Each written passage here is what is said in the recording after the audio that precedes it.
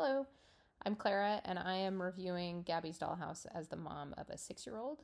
We saw it tonight, and the short answer is that it was honestly most of it was really lovely. It was just her speed. It was fun to watch. It was really positive. There was a lot of positive energy around people just creating really caring spaces and encouraging spaces for each other, between family, between meaningful friendships. The only thing was that the core like tension of the movie was around those relationships, which for my daughter at that age, it was really quite existential for her to see those being threatened, and that was meaningfully disruptive to our experience of enjoying the movie. But that was just at the very end. The rest of the movie we really loved. So I'm gonna do kind of a long form review now. I've never done this before.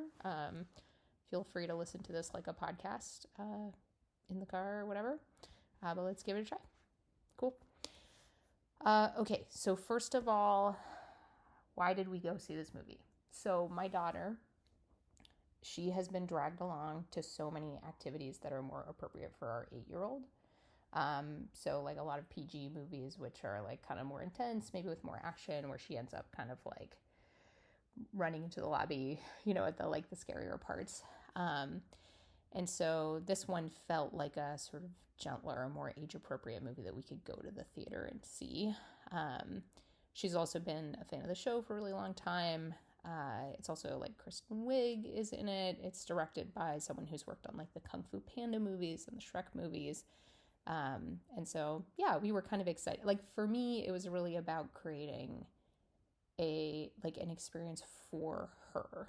As the younger child, she gets dragged along to so much stuff, and I really wanted to have a one-on-one experience with her where she could feel really special and it could be really be about her. And so that was why we wanted to go. We got dressed up. She picked her favorite outfit. She picked my outfit. It was very sparkly. We got popcorn. We got candy. We did a recliner theater. It was really special for her. Overall, I thought the movie was just her speed. As a grown-up, I will just share that in the first 5 minutes that this is a movie for a 6-year-old. It is not a movie for grown-ups. There's not too much depth.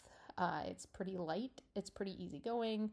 And this was good for her. Any of the action was sort of short-lived. It feels like low stakes. And even while in the beginning, Gabby brings the dollhouse, and if you see the trailer, this, but basically the dollhouse kind of rolls away and gets purchased by the villain played by Kristen Wiig. Even when the dollhouse is rolling away, the toys inside are laughing and seeing it as a fun ride. So anyway, it's a very, very light movie without, too much heaviness until the end, as I mentioned. It's funny. It's a lot of fun. It's visually very colorful. There's a lot of rainbows and sparkles, and there's also physically silly moments sort of throughout the movie. And it's also really engaging. Similar to the show, they break the fourth wall. So Gabby will look out at the theater and talk to the audience, which was, fun for both of us.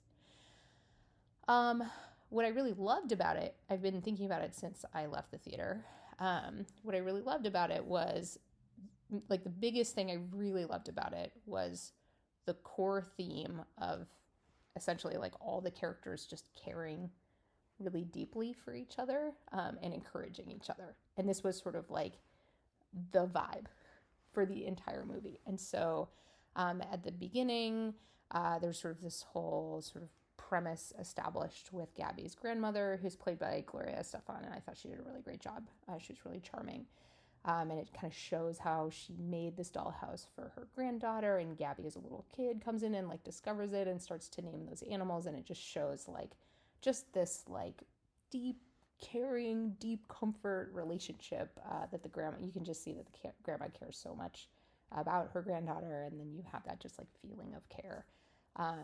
So, and then, if you're not familiar, the dollhouse has these little characters in it who were made by the grandma, and then they come alive and are characters in the movie.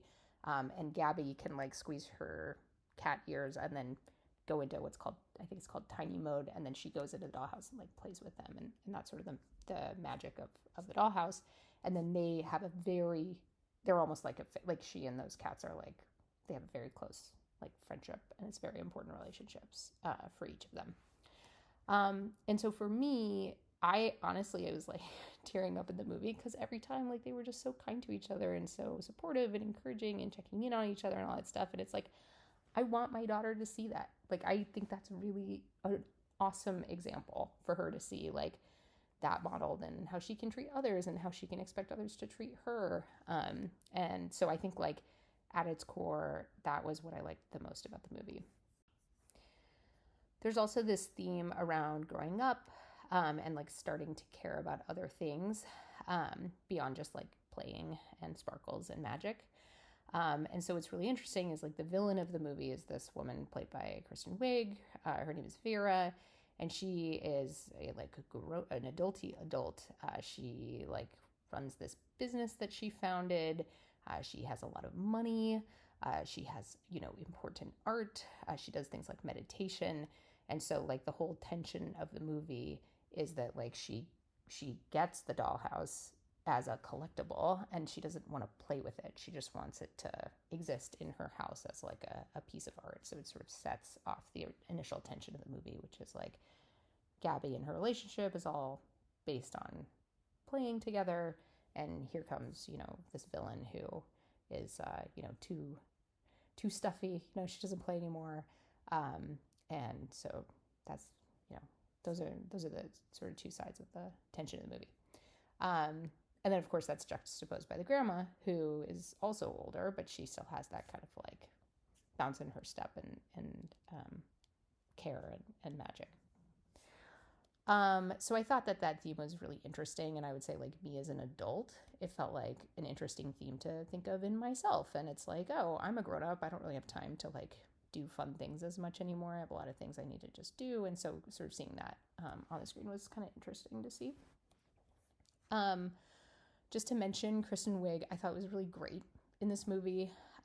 She is like 100% all in. Like, you can tell she's like, she understood the assignment, and she just like shows up and is 100% like the villain of a silly, goofy kids movie. There's also a really fantastic like advertisement for her like kitty litter company, which she like stars in, and it has very silly like SNL sketch vibes. And I think like if you are a fan of Kristen Wiig, and even if you do not see this movie, I would recommend just like looking up this like fake ad, if it is available on YouTube, and watching it, because it's just absurd and funny in the best way. Okay, so I'm going to shift gears now and start talking about the ending. So like I'm going to completely spoil the end of the movie. So if you don't want the ending to be spoiled, please stop watching this now. But I'm also going to get into some of the more complex themes of the movie, and also some of the darker parts of the movie that I mentioned earlier. Okay, so again, Gabby's grandma builds her this dollhouse. Gabby has this ability to become magic and get small and go play with toys in the dollhouse. And then the dollhouse, at this moment, you can watch the trailer and see all of this. The dollhouse rolls away, and then it gets purchased by this villain, Vera, and then Vera has it in her house, and Gabby is going to like go and save the dollhouse. Okay, there's another villain in the movie.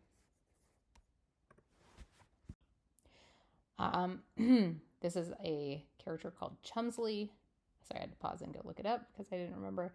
And basically, this is a like stuffed bear that when Vera gets the dollhouse to her house and the toys start to go and explore, they find this like stuffed bear that's been sitting in a drawer for years and years. So the bear's name is Chumsley.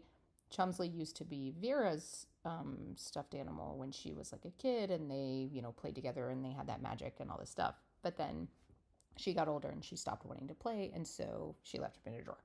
Okay, so he's like this seemingly sweet and fun stuffed bear, but who's like kind of sus. And as they like invite him to the dollhouse and like let him show him everything and like invite him to play with them, he kind of like plays too hard. And then it sort of becomes clear that he's actually like really deeply sad about what happened with Vera, and he really misses her. But the way that this is coming out and like manifesting is in these like really destructive behaviors. So this is where it like kind of goes to a dark place, because they're trying to be there for him and like, but also navigate that he's like playing in this really kind of destructive mad way. But anyway, he starts to basically like try to take over the dollhouse and like turn all the toys against Gabby, and then like kind of tell Gabby like, you're gonna get older and you're not gonna want to play with them anymore. And it's like, it actually gets like really dark, and it's like as he's getting more and more upset, you can see the magic starting to like fade away in the dollhouse. And it's like, are these this is where I was like, this is a little too dark. Are these toys gonna like die? Like, is Gabby, and then Gabby's starting to question. She's like, is this gonna happen to me? Like, I don't know. Maybe he's right, And so it's like, it's a really, for a 6-year-old, like, because I'm sitting right next to my daughter, and she was like really shaken by this. Her life is her playing and her imagination and her friends, and like she has these stuffed animals who she sleeps with every night, and like those are really fundamentally important relationships for her. Like, her at this age, and my understanding of like childhood development or whatever, I'm not a child psychologist or anything, but like my understanding is like the most important thing for my daughter at this stage in her life is those relationships, and her knowing that those important relationships are like there and secure.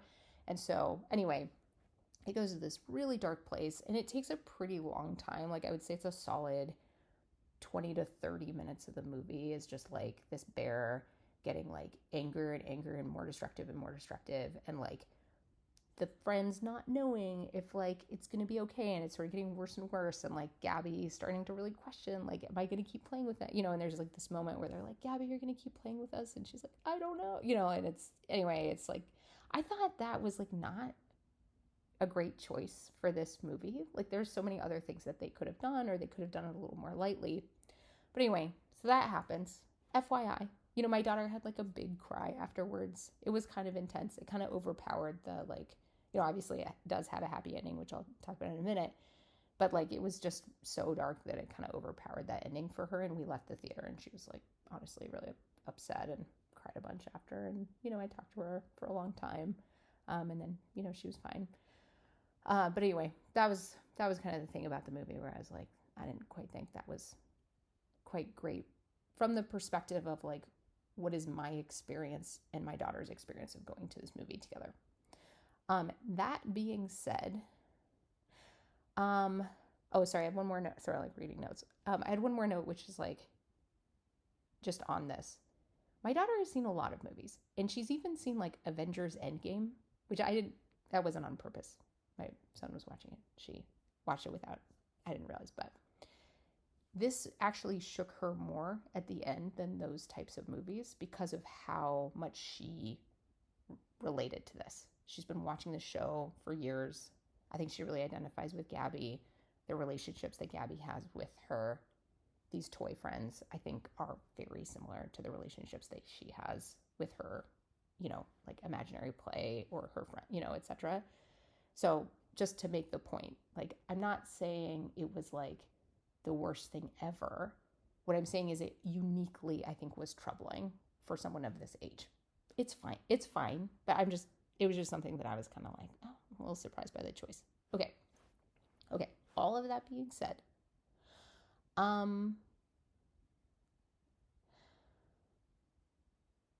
they managed through it in some really nice ways.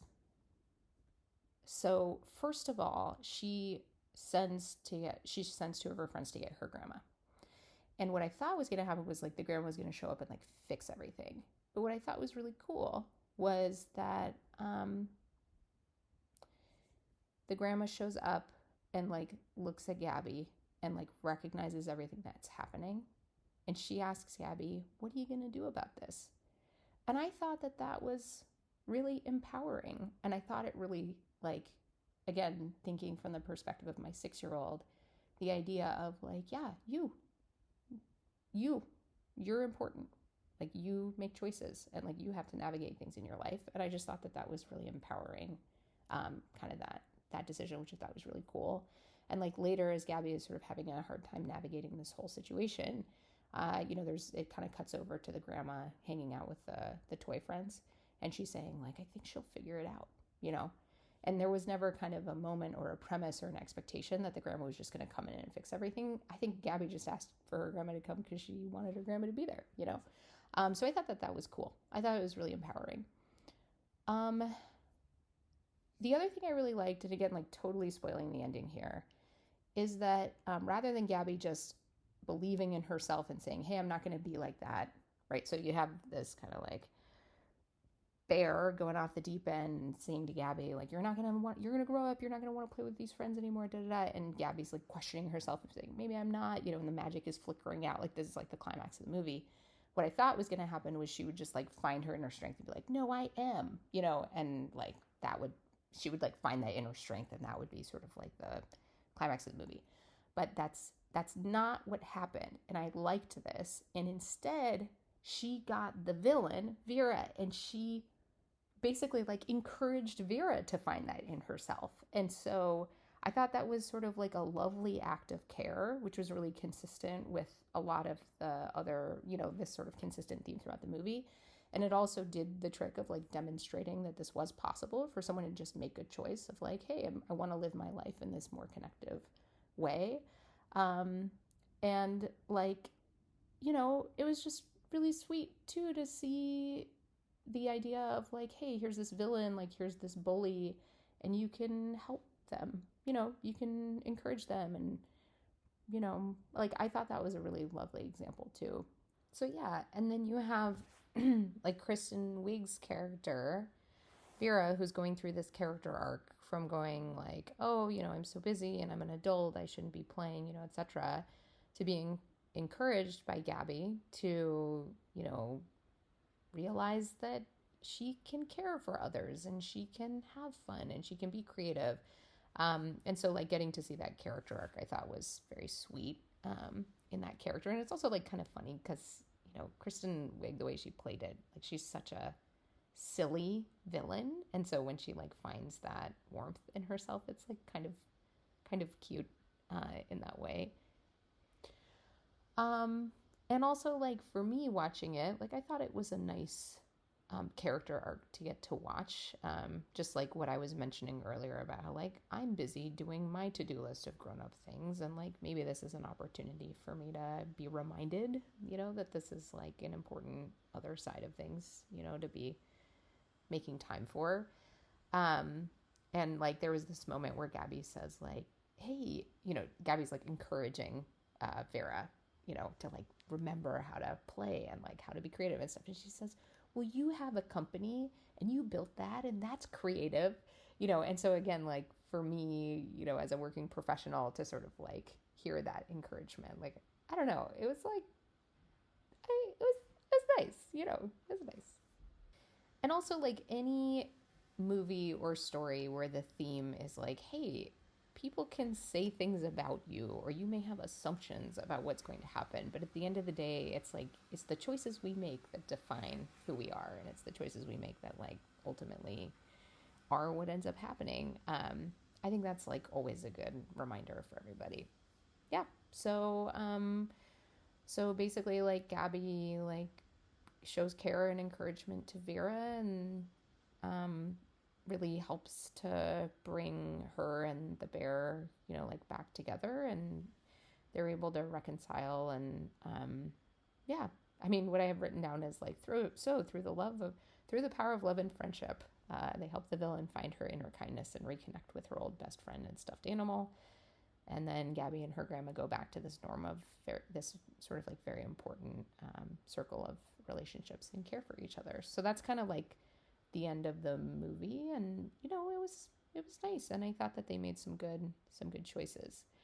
So yeah, I mean, my daughter definitely had that big cry afterwards, but I also thought it brought up some important sort of challenging topics to talk about. I think one of those is just transitioning from childhood to adulthood. You know, she's thinking about it right now. I think it doesn't hurt for her to see stories about that and to help her, just think through from different angles. Choosing to be kind even to a bully. I thought like what this bear did of, through being sad, becoming really disruptive. Destructive. I think that that's something people do. And so I think for my daughter, being able to talk to her about the idea of like, hey, sometimes when you're sad, you might just want to like push that away and go find, fun things to do. But, that's not going to go away on its own. And so, really facing it and acknowledging it and saying like, hey, I am sad, and trying to figure out like what that is. And, maybe there's a path through it, to work through it. It takes extra work, but it's really important to do that. I'm glad that I could have that conversation with her afterwards.